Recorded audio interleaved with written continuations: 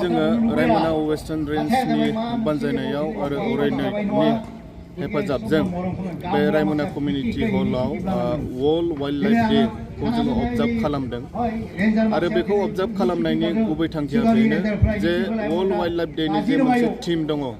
देग्लायनि 2023 नि जे थीम जे partnership for conservation of wildlife दा बे थांखिखौ लानानै बे थीमखौ लानानै जोङो बेवहाय मोनसे जथुम्मा खालामदों बेवहाय गोबां NGOनि आरो माखासे ससियेल अर्गानाइजेशन दुलाराय बर' फरायसा आफादनि आरो बे जोंनि रायमना नेशनेल पार्कजों नांजाबनाय गोबां गामिनि गावबुरा बिथांमोन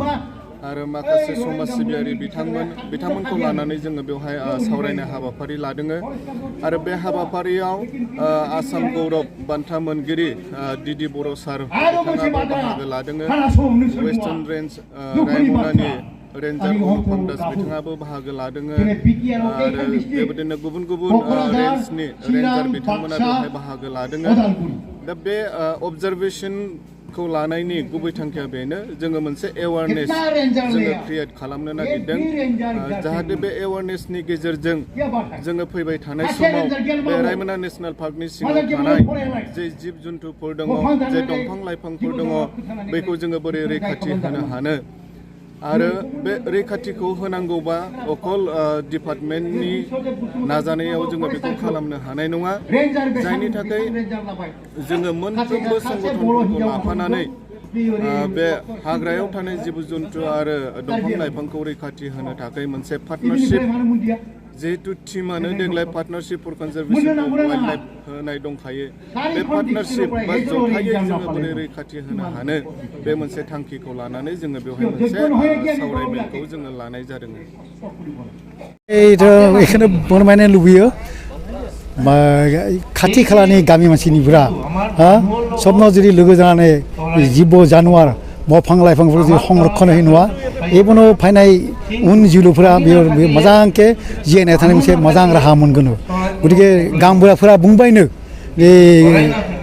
खाथि खालानि गामबुरा बे अक्सिगुरिनि गामबुरा दुम बाजारनि गामबुरा बे अमृत बाजारनि अमृतपुरनि गामबुरा बिसोर मोजां बाथ्रा बुंबाय जे दा दंफां दाननाय प्राय 90% गैया जाबाय मानसिफोरा गतिके खुब मोजां लक्षण गतिके बेबायदि जुदि गामिनि मानसिफोरा जुदि आगबारिना फै नङा बे हाग्राखौ जुदि मोजांके बासाय नङा होमब्ला एबि फैनाय गथ' गथायफोरा एबनो जिरायनायनि मोनसे मोजां राहा मोनगोन बाहेरायाव थांनो नाङा बेबायदि काजिरङायावबो बेबायदि सिगाङाव मानसियानो गैयामोन खिन्थु बेयाव जिब जानुवारफ्रा फैनानै बेयाव मानसिफोरनि खेथि खाला जादोंमोन न' सेफायदोंमोन होमब्ला अभिभाबमोन बिमाखाया खिन्थु दा बेयाव एबायदि टुरिस्ट जाबाय नङा दा एखे न'खर मानसिफोरा हम स्टे खालामना मानसि लाखियो दा बे जिब जानुवारफ्रा आखिरबादखौ जाबाय आरो नोंसोर मुवा मिथियो मानासुनो बेबायदिमोन 1200नावबो मानसि गैयामोन दा खिन्थु बेयावबो दा 1200नावबो मानसि फैनानै गलाय दा बेयाव बेसां बर'फोरा हाफोरखौ फाननानै गलाय दा बे हाफोरनि बिघायाव 30 लाख 40 लाख जादों बेसां मोजां बाथ्रा लिरनाय किन्तु नोंथाङा जे आसाम गौरब बान्थाखौ मोनखांबाय आरो बेनि गेजेरावबो जोङो BTADनि वाइल्ड लाइफनि बोसोनगिरि हिसाबै जोंनि बे रायमना ओनसोलाव थानाय माखासे लाइमोनफोरखौहाय दिनैनि खौरांनि गेजेरजों मा बोसोन होगोन सबनो फैनांगौ सबनो स्टाडिबो खालामनो हायो बाव फरायनोबो हायो जे गथ' गथायसा दा फरायदों एबनो गोग्गोम आरो गौरब खालामनो हायो रायमनाखौ लानानै गलाय महनि मानसि सोर बोरै रायमनानि होननानै गलाय गतिके आरो बेखौ रैखाथि होनायाव बिसोरबो मोजां रल खालामनो हायो आरो बिसोरबो जुदि माबा स्टाडिबो खालामो एबा स्टाडिबो खालामनो हायो आरो बे लाइमोनफोरा जुदि महाबा बाहेरावबो थाङो नङा काजिरङा नायनो हाङोबा मानास नायनो हाङोबा महाबा खिराराखौ नायनो हाङो बिसोर मुवा जुदि बुङो माखिबा आंनि फन नाम्बारखौबो जुदि बुङो नङा न'निफ्राय फैदों नोंसोरो रायमनानि फैदों निश्चय बिसोरखौ सुबिदा खालामनो हागोन नोंसोर गभर्नमेन्टआबो सुबिदा खालामनो हागोन गतिके लाइमोनफोरा आगबारिना फैनांगौ जेखौ रैखाथि होनांगौ एबा सोबनि प्रपार्टि एबा कुनुबा माने जाति बेलेगनि जाति धर्मनि खोथा नङा कुनु पार्टिनि खोथा नङा सबनो लोगो जानानै जुदि संखाथि रैखाथि नङा जे लायनाय फैनाय लाइमोनफोरा बेयाव जिरायनाय थाखाय बहुद गोदान राहा मोनगोन बेयाव स्टाडि जुदि खालामना सोखोरिनि सायाव बा बफांनि सायाव मुलिनि सायाव बेबायदि माने दाउनि सायाव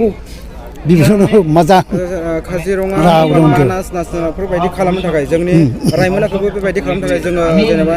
रायमना ओनसोलनि सुबुंफोर मावोब्ला बेबायदि बिसोरजों समान थांफानो हागोन मेन खोथा जाबाय रैखाथि प्रथम प्रटेक्शन होब्ला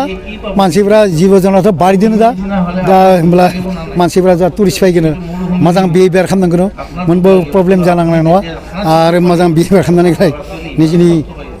आप्यायन बा अतिथि देव भव देवतानि बायदि भाबिनांगोन आरो सेंग्रा सिख्ला समाव जुदि मोजां आप्यायन खालामो नङा